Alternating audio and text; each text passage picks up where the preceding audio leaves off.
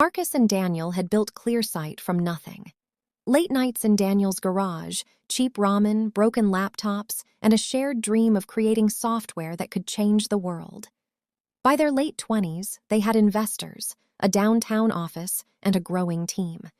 Daniel loved the spotlight. Marcus loved the work. It was a balance, until the night Marcus found the flaw. A security hole big enough to expose thousands of users' private data. He brought it to Daniel immediately. "We can't delay the launch," Daniel said, pacing. "Investors will walk. People will get hurt." Daniel stopped. "No one needs to know. Not yet." Marcus felt something crack inside him. "You're asking me to hide it. I'm asking you to trust me." But Marcus couldn't. 2 days later, he anonymously reported the flaw to regulators. He thought he was doing the right thing. He thought Daniel would understand. He was wrong. 2. The night everything collapsed. Marcus arrived at the office to find security waiting. Daniel stood behind them, arms crossed, jaw tight. "You leaked confidential information," Daniel said. "You're fired." Marcus felt the world tilt. "Daniel, I was protecting people." "No," Daniel said coldly. "You betrayed me." The story hit the news within hours. Investors pulled out. ClearSight collapsed. Daniel blamed Marcus publicly, painting him as a jealous co-founder who sabotaged the company. Marcus lost everything: his job, his reputation, his best friend. He went home that night to find his sister Evelyn waiting for him. She was a nurse at St. Helena Hospital. Calm, steady, the responsible one. She hugged him tightly. "I'm sorry," she whispered. "You didn't deserve this." Marcus didn't know it yet, but Evelyn was hiding a secret of her own. 3. The brother in the ER. 3 weeks later, Evelyn's younger brother, Jordan, was rushed into the ER with a gunshot wound. Marcus arrived at the hospital just as they wheeled him in. Evelyn's face went pale. "Please," Jordan whispered, gripping her wrist. "Don't let them call the police." Marcus froze. "What did he do?" Jordan didn't answer. Detective Ramos arrived minutes later. "We're looking for a suspect from a robbery gone wrong," he said. "Witnesses say he was shot." Evelyn's hands trembled. I haven't seen anyone." Marcus stared at her. Evelyn never lied, ever. But she was lying now. 4. The weight of secrets. Jordan survived the surgery. When he woke, Evelyn confronted him. "You promised you were done with this life," she said, voice cracking. "I needed money," Jordan whispered. "I didn't mean for anyone to get hurt." Marcus felt a familiar ache, the same one he felt when Daniel betrayed him, the same one he felt when he betrayed Daniel.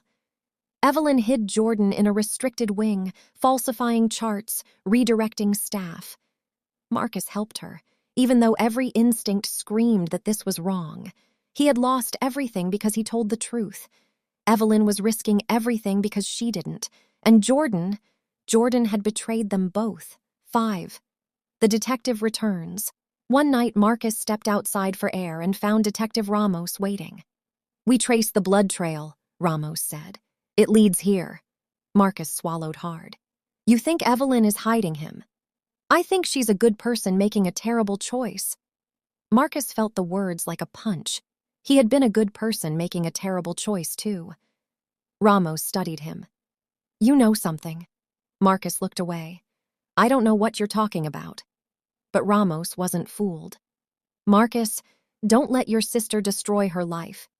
6. The breaking point inside. Evelyn was sitting beside Jordan's bed, tears streaming down her face. "I can't keep doing this," she whispered. Jordan squeezed her hand. "I'm sorry." Marcus stepped into the room. "Ev, we have to tell the truth." Evelyn looked at him, eyes red. "You told the truth and it ruined your life. And lying is ruining yours." She broke. "I can't lose him," she whispered. Marcus knelt beside her. "You're not losing him. You're saving him. And yourself." 7. The arrest. The next morning, Evelyn told Ramos everything. Jordan was arrested, but not violently. Ramos kept his word. He handled it gently. As they led Jordan away, he looked back at Evelyn and Marcus. "You did what you had to," he said. Marcus watched him disappear down the hallway, feeling a strange mix of grief and relief. 8. The aftermath. A month later, a journalist uncovered the truth about Clearsight. Marcus had been right. Daniel had lied. The flaw was real. Daniel's reputation collapsed. Marcus's was restored. Slowly, painfully. Evelyn kept her job. Jordan entered a rehabilitation program. And Marcus realized something. Betrayal wasn't always loud. Sometimes it was quiet. Sometimes it was done out of fear. Sometimes out of love. And sometimes the hardest betrayal was betraying your own idea of who you thought you were. The weeks after Jordan's arrest felt strangely hollow. Evelyn returned to work, but the hospital halls felt different. Some colleagues avoided her, others whispered, a few offered quiet support. She carried on with her usual calm professionalism, but Marcus could see the exhaustion in her eyes. Marcus, meanwhile, was trying to rebuild his life. A journalist's exposé had cleared his name, but reputations don't heal overnight. Recruiters were cautious. Investors were wary. And every time he walked past Clearsight's old office building, he felt a sharp ache in his chest. Daniel had vanished from the public eye. No statements, no interviews, no apologies, just silence. Marcus wasn't sure if that made things better or worse. 2. A visit to the detention center one cold morning, Evelyn asked Marcus to come with her to visit Jordan. They sat in a small, sterile room with a metal table. Jordan was brought in wearing a beige jumpsuit, looking thinner, older, and strangely calmer. Evelyn reached for his hand. "How are you?" Jordan shrugged. "Better than I deserve." Marcus studied him. "You look different." Jordan gave a small, humorless smile. "Getting shot and arrested will do that." There was a long silence. Then Jordan said, "I heard about your company, about Daniel." Marcus stiffened. "What about it?" "He betrayed you," Jordan said quietly, "and you still did the right thing." Marcus didn't respond. Jordan leaned forward. "I didn't. I betrayed both of you, and you still saved me." Evelyn's eyes filled with tears. Jordan looked at them both. "I'm going to get clean. I'm going to fix myself. I don't know if I can fix what I did to you, but I'm going to try." For the first time in months, Marcus felt something shift inside him. Hope. 3. The unexpected message. 2 days later, Marcus received an email from an unknown address. Subject: "We need to talk." Sender: Daniel. Marcus stared at the screen for a long time before opening it. "I know I don't deserve a conversation, but I need to explain myself. If you're willing, meet me at the old pier tonight." Daniel Marcus's first instinct was to delete it. His second was to go. He chose the second. 4. The pier. The pier was quiet, lit only by flickering street lamps. Daniel stood at the edge, hands in his pockets, looking nothing like the confident CEO he once was. His hair was longer, his clothes wrinkled, his posture defeated. When he saw Marcus, he exhaled shakily. "You came. Talk," Marcus said. Daniel swallowed hard. "I messed up. I panicked. Investors were pressuring me. I thought if the company failed, I'd lose everything. And when you reported the flaw, I felt betrayed." Marcus's jaw tightened. "You lied. You destroyed my career." "I know," Daniel's voice cracked. "And I'm sorry." Marcus didn't speak. Daniel continued. "I've been in therapy, trying to understand why I did what I did. I realized something. I wasn't afraid of losing the company. I was afraid of losing you." Marcus blinked. "What?" "You were the brains, the talent, the one everyone respected. I was terrified that one day you'd realize you didn't need me. So when you went behind my back, I lashed out." Marcus felt a strange mix of anger and pity. "You didn't lose me because I left," Marcus said quietly. "You lost me because you pushed me away." Daniel nodded, tears in his eyes. "I know, and I don't expect forgiveness. I just needed you to know the truth." Marcus looked out at the dark water. "I don't hate you," he said finally, "but I can't go back." Daniel nodded again, accepting it. And for the first time since the betrayal, Marcus felt the weight lift. A new beginning. A month later, Marcus received a call from a small cybersecurity firm. They had read the exposé. They admired his integrity. They wanted him to lead a new division focused on ethical software development. It wasn't glamorous. It wasn't a startup. It wasn't Clearsight. But it was honest work. Marcus accepted. Evelyn, meanwhile, was slowly rebuilding trust at the hospital. She attended counseling sessions, took extra shifts, and worked tirelessly to prove she was still the nurse everyone relied on. Jordan entered a rehabilitation program inside the detention center. He wrote letters every week, to Evelyn, to Marcus, even to Ramos. Letters filled with remorse, gratitude, and determination. For the first time in years, the three of them were moving forward. 6. The unexpected intersection. One afternoon, Marcus was leaving his new office when he saw someone waiting outside. Detective Ramos. "Got a minute?" Ramos asked. Marcus nodded. Ramos handed him a folder. "This is about Jordan." Marcus's stomach tightened. "Is he okay?" "He's doing well," Ramos said. "Better than most. He's mentoring younger inmates, helping with literacy programs. He's changing." Marcus exhaled in relief. "But that's not why I'm here," Ramos continued. "He asked me to give you this." Inside the folder was a letter. Marcus opened it. "Marcus, you saved me when I didn't deserve saving. You told the truth when it cost you everything. I want to be like that. I want to be someone you're proud of. I'm going to earn my second chance, not because the court gives it to me, but because you and Evelyn did. Thank you." Jordan Marcus closed the letter, eyes stinging. Ramos said quietly, "He looks up to you." Marcus nodded. "I look up to him too." 7. The final reckoning months passed. Marcus excelled at his new job. Evelyn regained her colleagues' trust. Jordan prepared for a parole hearing. And then, one evening, Marcus received another message. From Daniel. Subject: "I've been accepted into a restorative justice program." Message: "They want me to speak about corporate ethics and accountability. I wouldn't have taken responsibility without you. Thank you." Marcus stared at the message for a long time. He didn't reply, but he didn't delete it either. 8. The circle closes. On the day of Jordan's parole hearing, Marcus and Evelyn sat together in the courtroom. Jordan entered in a clean shirt, shoulders squared, eyes steady. When the judge asked if he had anything to say, Jordan spoke clearly. "I hurt people. I hurt my family, but I'm not running anymore. I'm not lying anymore. I'm not betraying the people who love me. I'm ready to rebuild my life."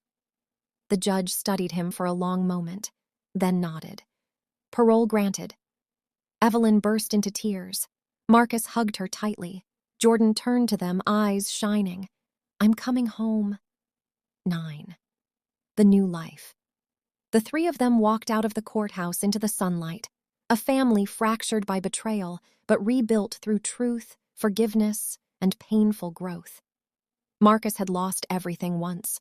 Evelyn had risked everything. Jordan had nearly thrown everything away, but now they were starting over. Together. And Marcus realized something profound. Betrayal doesn't end a story. Sometimes it begins a better one. Jordan's first days out of detention were a strange mix of freedom and fear. He moved into Evelyn's spare room, a small, tidy space with a single bed, a desk, and a window overlooking the street. It wasn't much, but to Jordan, it felt like a palace. Evelyn tried not to hover, but she couldn't help checking on him every few hours. Jordan noticed, but he didn't complain. He knew he'd earned her worry. Marcus visited often. He brought groceries, job listings, and sometimes just quiet company. Jordan appreciated that Marcus didn't treat him like a fragile object. He talked to him like a man trying to rebuild. But rebuilding wasn't simple. Every time Jordan walked into a store, he felt eyes on him. Every time he filled out a job application, the question about criminal history felt like a punch.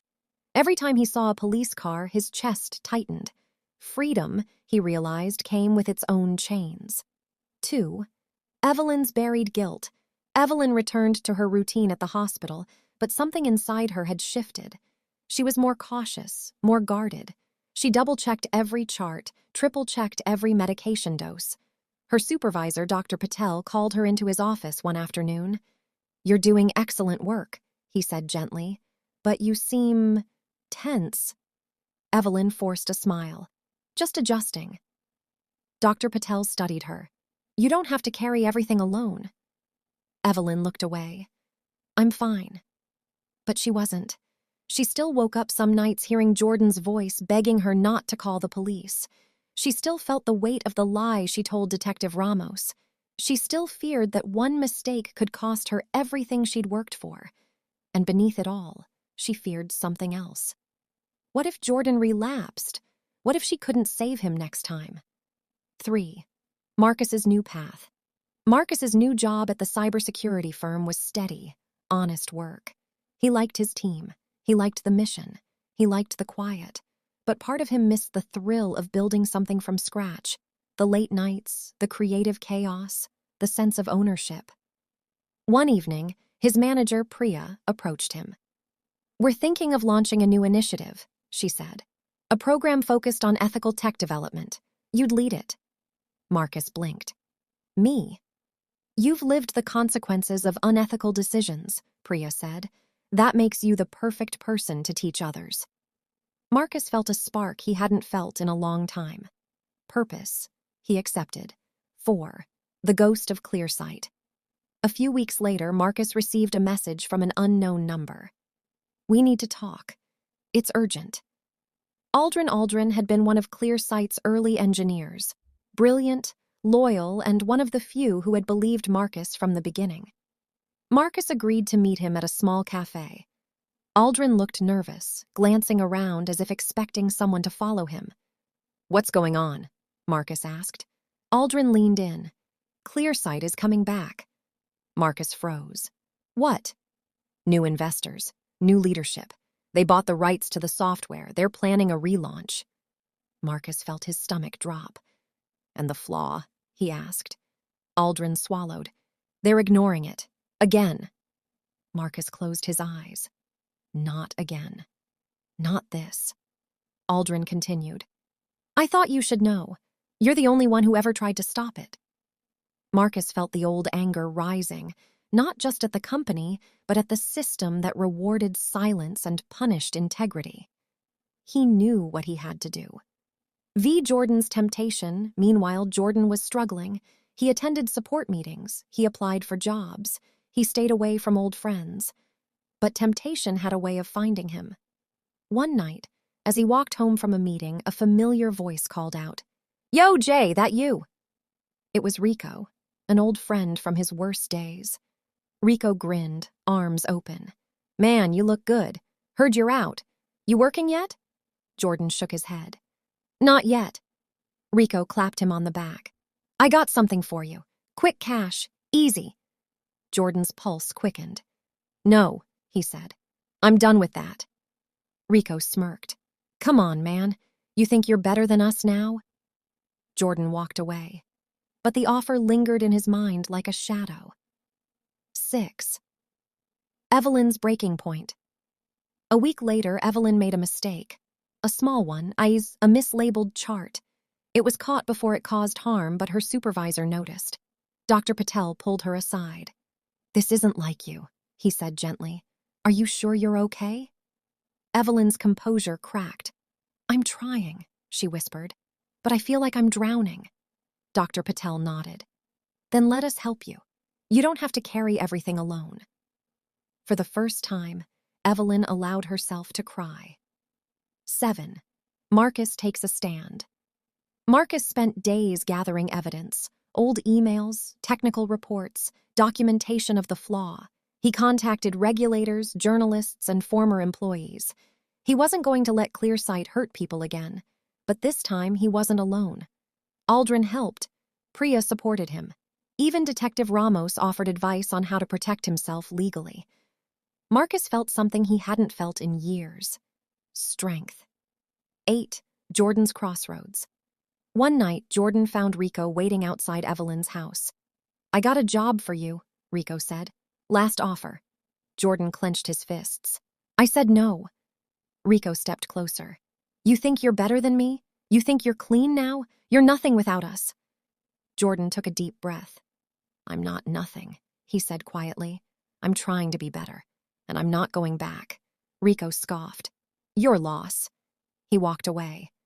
Jordan stood there shaking, not from fear but from pride. He had chosen the harder path, 9, the new beginning. Marcus's evidence triggered an official investigation. Clearsight's relaunch was halted. The new investors backed out. The flaw was finally fixed, properly this time. Marcus didn't celebrate. He simply felt relieved. Evelyn began therapy. She learned to forgive herself. She learned to breathe again. Jordan found a job at a community center, helping at-risk teens avoid the mistakes he made. He wasn't perfect. He wasn't healed. But he was trying. And for the first time in a long time, the three of them sat together at Evelyn's kitchen table, eating dinner, laughing, and feeling something they hadn't felt in years. Peace. X, the final reflection. Later that night, Marcus stepped outside and looked up at the sky.